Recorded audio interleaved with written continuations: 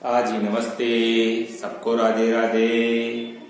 आज online class में कक्षा 9 विषय गणित के अंतर्गत अध्याय 13 पृष्ठीय क्षेत्रफल और आयतन, जिसमें हम आज प्रश्नावली है 13.7 जिसका 7वां प्रश्न है, इसके बारे में अध्ययन करेंगे। ठीक है, अब इस प्रश्न को हल करने से पहले सभी आप सूत्रों को बराबर याद कर रहे होंगे ना।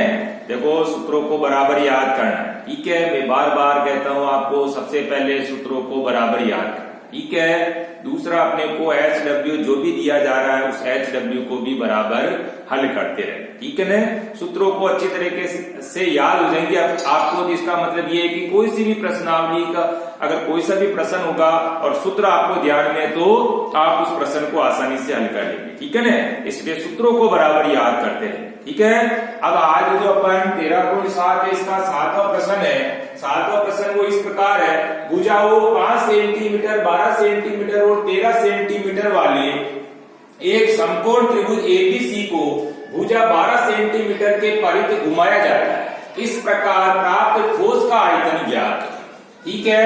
तो यहाँ पर अपने को ठोस का आयतन, अब ठोस का आयतन, लेकिन अपने को इस प्रश्न को देखते हुए क्या आपको मालूम पड़ रहा है कि यहाँ पर जो ठोस है उसका आकार कैसा है? नहीं मालूम पड़ रहा है ना। तो इसके लिए अपने को क्या है कि सबसे पहले एक कच्चा डायग्राम बना लेंगे, ठीक है। अब कच्चा डायग्राम बनाएंगे। 5, 12 और 13 सेंटीमीटर माप वाला अपने को एक समकोण त्रिभुज दिया है, जिसका नाम त्रिभुज का है ABC, ठीक है। अब आप देखो, इसके अंदर समकोण त्रिभुज ABC नजर आ रहा है इस आकृति में, ठीक है। तो इसके अंदर जो BC है, इस BC का माप है 5 सेंटीमीटर और AC है, इस AC का माप इसमें 13 सेंटीमीटर है और ये जो AB है, AB बराबर इसमें 12 सेंटीमीटर है, ठीक है। अब आपको यहाँ ये ध्यान में रखना है कि ये जो 5, 12 और 13 सेंटीमीटर जो माप अपने को दिया हुआ है, इसके अंदर कौन सी भुजा को किस जगह लिखना है। जैसे मैंने अभी यहाँ पर BC का माप 5 लिखा और AC का माप 13 लिखा और यहाँ पर AB का माप मैंने 12 सेंटीमीटर लिखा।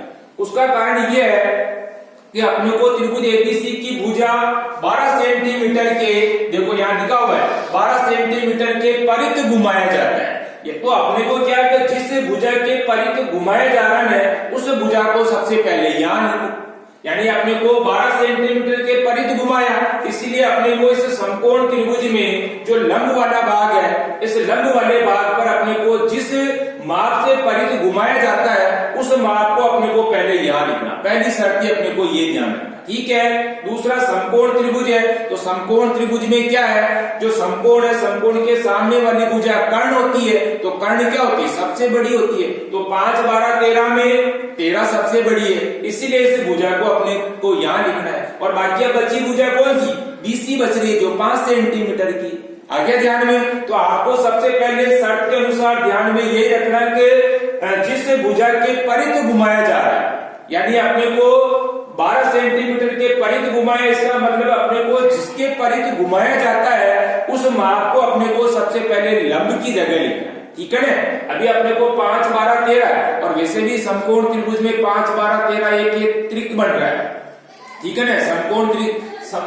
समकोण त्रिभुज में ये त्रिक कहलाता है 5, 12, 13, यानी 5 का वर्ग प्लस 12 का वर्ग अगर अपन करके इनका योग करते हैं और उसके बाद में यहाँ 13 का वर्ग देखेंगे तो 5 का वर्ग प्लस 12 का वर्ग बराबर क्या होता है?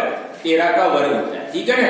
इसलिए ये समकोण त्रिभुज है। यानी समकोण त्रिभुज कब होता है? जब लंब का वर्ग प्लस आधार का वर्ग अगर अपन उनका वर्ग करके योग करते हैं तो वह योग किसके बराबर होता है? कर्ण के वर्ग के बराबर होता है। तो अपने को इसमें केवल ध्यान में यही रखना है कि ये जो 12 सेंटीमीटर के परिध घुमाया जाता है, तो अपने को 12 सेंटीमीटर को लंब की जगह लिखना है। समकोण त्रिभुज में अपने को यही ध्यान में रखना है कि जिसके परिध अपन घुमा रहे हैं, तो घुमाने वाले माप को, यानी ये लंब है, इसको अपने को इसी जगह पर ही लिखना है, ठीक है। उसके बाद में समकोण है, समकोण के सामने वाली भुजा ये क्या होगी? इसमें कर्ण होगी, इसीलिए, और कर्ण सबसे बड़ी भुजा होती है, इसलिए कर्ण को अपन को यानी कि 13 सेंटीमीटर को इस जगह लिखना है। और बाकी बची अपने BC जो आधार है इसके अंदर, इस आधार को अपन क्या है 5 सेंटीमीटर को यहाँ लिखा, ठीक है। आपको शर्त इसमें ध्यान में ये रखने की बात है, पहले कच्चा चित्र बना लिया, कच्चा चित्र बनाने के बाद में 12 सेंटीमीटर को लंब वाली जगह पर लिखना है, ठीक है ना।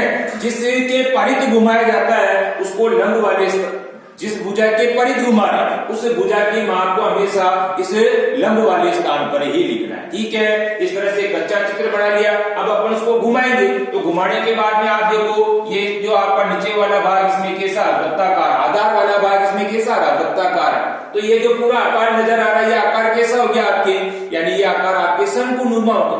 कैसा हो गया, तो अपने को वहां निकाला कि ठोस का आयतन ज्ञात करो, तो ठोस कैसा हो गया अपना शंकुनुमा हो गया, ठीक है ना। अपन क्या करेंगे, घुमा रहे उसको नीचे, यूं घुमाएंगे अपन उसको, तो घुमाने पर अपने पास में ये जो आकार बना आपके सामने ये आकार कैसा हो जाएगा, शंकुनुमा हो जाएगा। इसीलिए अपने को ज्ञात किसका करना है, शंकु का आयतन बराबर ज्ञात करना। तो ठोस जो बना अपने पास में वो ठोस कैसा बना, शंकुनुमा बन रहा है, इसलिए शंकु का आयतन बराबर। अब आप शंकु का आयतन का सूत्र यहाँ लिख दीजिए, 1/3 पाई r स्क्वायर h।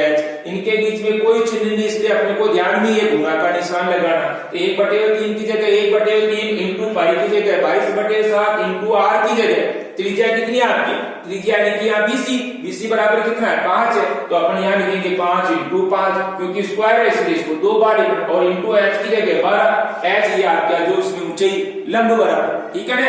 अब मान रखने के बाद में अगर कोई संख्या कटती है तो उसको काट दीजिए, जैसे 3 एकम 3 और ये 3 चौक 12। अब उसके बाद नहीं करती, कोई बात नहीं करती, तो अपन क्या करेंगे, 5 25, 25 चौक 100, 100 को 22 से गुणा किया तो 2200, यानी ऊपर को ऊपर वाली संख्या से गुणा करना। तो ऊपर वाली संख्या को गुणा करने पर हमारे पास में कितना आ गया, 2200 आ गया। और बटे हुए नीचे क्या आपके, नीचे आपके केवल 7 ही है, यानी 7 एकम 7, 7 बचा हुआ है। अब अपन क्या करेंगे, 2200 में 7 का भाग लगा देंगे, ठीक है। तो 7 का भाग 2200 में लगाने पर अपने पास कितना आ गया, 314.285 सेंटीमीटर क्यूब।